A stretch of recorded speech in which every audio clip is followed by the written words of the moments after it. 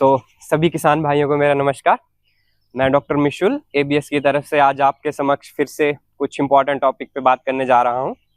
तो आज जिस टॉपिक पे हम किसान भाइयों के साथ बात करेंगे वो है मिड साइक्लिक स्ट्रेस या मिड साइकिल की हीट। जब भी आपने देखा होगा गाय या भैंसों में एक मिड साइकिल की स्ट्रेस कई बार साइकिल में आ जाती है।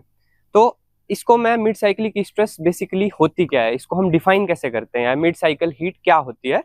अगर हम इसको सिंपल भाषा में समझे तो मैं आपको एक उदाहरण, एक एग्जांपल के तौर पे बताऊंगा कि मान लीजिए आपका पशु गाय आज हीट में आती है, आपकी गाय। अब आज अगर आपकी कोई भी गाय हीट में आई, उसकी आपने कोई एआई नहीं की, तो वो अगले 21 दिन बाद, 18 से 21 दिन बाद फिर से वो एनिमल हीट में आना चाहिए। लेकिन कई बार क्या होता है, वो एनिमल आपका 10 से 12 दिन बाद ही फिर से हीट में आ जाता है। 10 दिन या 12 दिन या 13, 14, 15, 10 से 15 दिन के इंटरवल में वो एनिमल फिर से हीट में आ जाता है। आना वो 18 से 21 दिन बाद चाहिए था, लेकिन वो 10 से 12 या 15 दिन बाद ही हीट में आ जाता है और हमें लगता है कि हाँ, ये अब सही टाइम आ गया है, फिर से एनिमल जो है रिपीट कर गया, और हम उस एनिमल की नहीं होती। तो उसके पीछे क्या रीजन है, ये मिड साइकिल हीट एनिमल क्यों शो करता है। और जैसे कि मैंने बताया कि जब भी हम इस मिड साइकिल वाली हीट में किसी भी एनिमल की एआई करते हैं, वो एआई हमारी सक्सेसफुल नहीं होती। हमेशा हम जब 18 से 21 दिन बाद एनिमल की साइकिल आएगी, उसका जो फॉलिकल है, जो भी अंडा बनेगा, वो ओव्यूलेट करेगा, तभी वो एनिमल जो है कंसीव कर पाएगा। तो इसके पीछे अब क्या रीजन है, थोड़ी सी अगर हम बात करें कि मिड साइंटिफिक भाषा में आपको बताऊंगा कि मिड साइकिल हीट क्यों आई। अब जैसे कि हमने बात की कि एक एनिमल जो है हर 18 से 21 दिन बाद जो है अपनी साइकिल रिपीट करता है। तो आपने देखा होगा 18 से 21 दिन के बाद जो है उसका अंदर ओवरीज पे क्या होगा, एक फॉलिकल बनता है, अंडाशय बनता है, अंडाशय पे अंडा बनता है, फॉलिकल जिसको हम बोलते हैं। तो वो फॉलिकल जैसे जैसे ग्रो करता है, वो फॉलिकल के ग्रो करने की वजह से ही एनिमल जो है हीट के साइन शो करता है। जब 18 से 21 दिन के बाद, 18 से 21 दिन के टाइम पे फॉलिकल बड़ा होगा, ओवरी पे फॉलिकल बनेगा, वो जो है एक हार्मोन की प्रोडक्शन करेगा जिसको बोलते हैं इस्ट्रोजन। तो इस्ट्रोजन हार्मोन की प्रोडक्शन, जितना बड़ा फॉलिकल होगा उतनी ही ज्यादा इस्ट्रोजन की प्रोडक्शन होगी, और वही इस्ट्रोजन हार्मोन जो है हमारा, वही स्ट्रेस के साइंस को शो करने के लिए जरूरी हार्मोन होता है।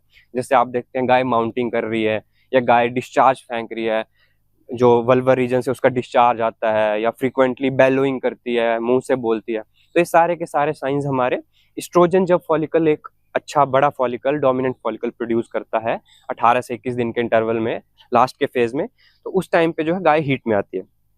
अब ये तो था नॉर्मल वाली साइकिल की बात, बट अगर मैं आपको थोड़ा सा साइंटिफिकली बताऊं तो ये 18 से 21 दिन के इंटरवल में भी एनिमल में 2 या 3 फॉलिकल्स की वेव्स जो हैं चलती रहती हैं।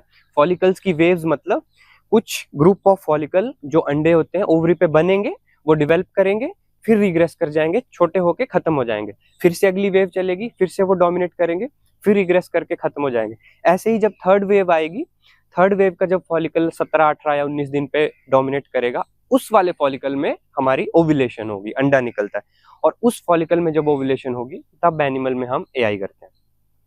अब मिड साइकिल हीट जैसे मैंने आपको बताया कि 10 से 15 दिन के इंटरवल में आती है, तो उस टाइम पे क्या होता है, ओवरी पे एक फॉलिकुलर वेव चल रही होती है। उस टाइम पे एक ओवम जो होता है, फॉलिकल जो होता है, वो ग्रो कर रहा होता है ओवरी पे, लेकिन वो कभी भी ओव्यूलेट नहीं करता। तो जब वो फॉलिकल 10 से 15 दिन के इंटरवल में फॉलिकुलर वेव चल रही है, ग्रो कर रहा है, तो ऑब्वियस है जब वो बड़ा होगा साइज में, वो इस्ट्रोजन की प्रोडक्शन करेगा। और इस्ट्रोजन की प्रोडक्शन करेगा, अगर कई एनिमल्स में ये ज्यादा देखने को मिलता है, कई एनिमल्स में कम देखने को मिलती है। जिन एनिमल्स में वो दूसरी वेव का या पहली वेव का फॉलिकल ज्यादा बड़ा हो जाता है, वो इस्ट्रोजन की प्रोडक्शन करने लग जाता है, और जब भी इस्ट्रोजन की प्रोडक्शन होगी तो आपके हीट के साइंस जो है ज्यादा आएंगे, और एनिमल जो है बीच की साइकिल में आपको हीट के साइन शो करने लग जाएगा।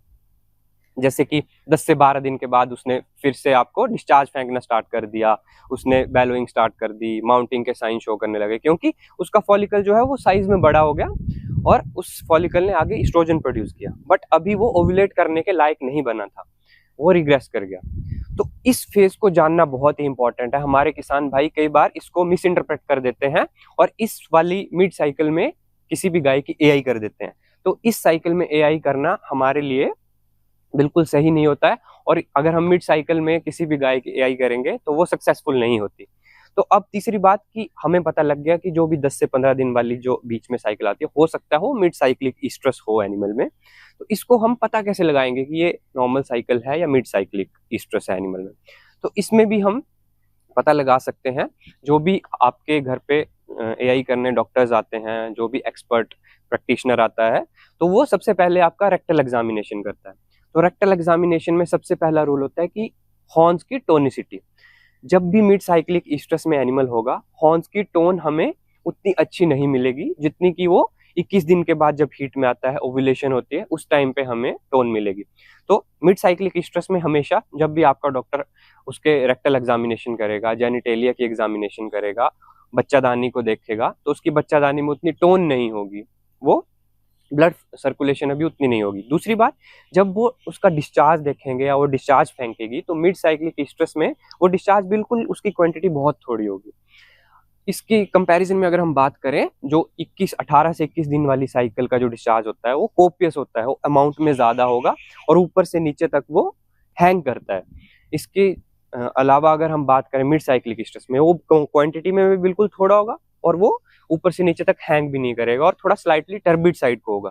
तो उससे भी हम एक रूल आउट कर सकते हैं कि हाँ, कहीं ना कहीं ये मिड साइक्लिक ईस्ट्रस के एनिमल में प्रॉब्लम हो सकती है। तीसरी बात, हम अपनी हिस्ट्री के अकॉर्डिंग रेक्टल एग्जामिनेशन को कोइंसाइड करके हम एक तर्क पे पहुंच सकते हैं कि हाँ, कि मान लीजिए आज मैंने एनिमल में एआई की थी, 12 दिन बाद ये फिर से हीट में आ गया और 12 दिन के बाद वो 18वें 21वें दिन पे फिर से हीट में आ गया, तो कहीं ना कहीं जो 12वां 13वें दिन पे वाली जो साइकिल थी वो कहीं ना कहीं मिड साइक्लिक ईस्ट्रस की साइकिल थी।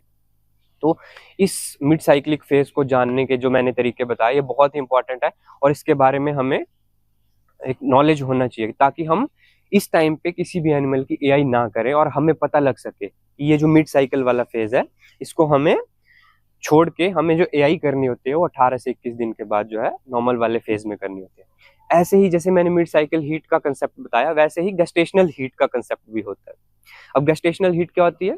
जब मान लीजिए आपको आज आपने अपने एनिमल में, गाय में एआई की, तो कई बार देखा जाता है 2 महीने बाद या 2.5 महीने बाद या 3 महीने बाद जो है वो गेस्टेशनल हीट, वो हीट में आना स्टार्ट कर देती है, थोड़ा थोड़ा डिस्चार्ज फेंकना स्टार्ट कर देती है। कई बार वो गायों के साथ माउंटिंग करती है, माउंटिंग करने देती है अपने ऊपर, और हमें लगता है कि हमारी गाय जो है रिपीट कर चुकी है, ये गाभिन नहीं। लेकिन जब कई बार ऐसी कंडीशन होती है, हो सकता है कि वो गाभिन ना हो, बट 20-30% फील्ड में ऐसे केसेस भी देखे गए हैं कि जब एनिमल गाभिन भी होता है उस टाइम पे भी गेस्टेशनल हीट शो करता है। तो इसके पीछे भी यही रीजन होता है कि वो गाभिन तो हो गया एनिमल, बट उसकी ओवरीज पे फॉलिकल्स बन रहे हैं, फॉलिकल बड़े हो रहे हैं और फॉलिकल रिग्रेस कर रहे हैं। तो जब भी फॉलिकल थोड़ा बड़ा साइज में होगा, एस्ट्रोजन की प्रोडक्शन करेगा, तो हो सकता है उस एनिमल में हीट के साइंस, हीट के सिम्टम्स मिले।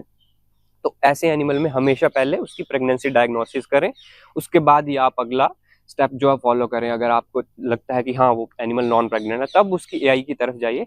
अदरवाइज गेस्टेशनल हीट के जो केसेस हैं हमें 10 to 20% फील्ड लेवल पे देखने को मिलते हैं। दूसरी चीज, अब कुछ एनिमल्स में आपने देखा होगा कि 10 से 12 दिन बाद फ्रीक्वेंट इंटरवल में वो बार बार हीट में आते हैं, बट ये कंसेप्ट जो है आपने देखा होगा डिलेड ओव्यूलेशन के साथ अगर हम इसको जोड़ें तो ये सिस्ट के कंडीशन में भी हमें देखने को मिलता है कि आपका एनिमल आज हीट में आया, वो लंबी हीट में रहा और 10 से 12 दिन बाद वो फिर से हीट में आ गया, बट उस कंडीशन में आपका जो हीट का इंटरवल है वो बढ़ जाएगा। वो 3 से 4 या 5 दिन आपका एनिमल जो है हीट में रहना स्टार्ट हो जाएगा। मान लीजिए आज आपका एनिमल हीट में आया और 3 से 4 दिन हीट में रह रहा है, फिर वो 10 से 12 दिन हीट में आ रहा है, 10 दिन बाद हीट में आ रहा है और वो 3 से 4 दिन बाद तक फिर से हीट में रह रहा है। तो उस कंडीशन को हम मिड साइक्लिक स्ट्रेस से रूल आउट कर सकते हैं। मिड साइक्लिक स्ट्रेस में कभी भी इतना लंबे टाइम तक जो है एनिमल हीट में नहीं रहता, वो 1 दिन या आधा दिन ही हीट में रहता है। तो इसको हम सिस्टिक कंडीशन से रूल आउट कर सकते हैं और एक बहुत ही इंपॉर्टेंट कंडीशन है। तो किसान भाइयों, आप इसका हमेशा ध्यान रखें और हमेशा एक एक्सपर्ट वेटनेरियन या एक्सपर्ट प्रैक्टिशनर की सलाह से ही आप एआई को आगे फॉलो अप करें। धन्यवाद।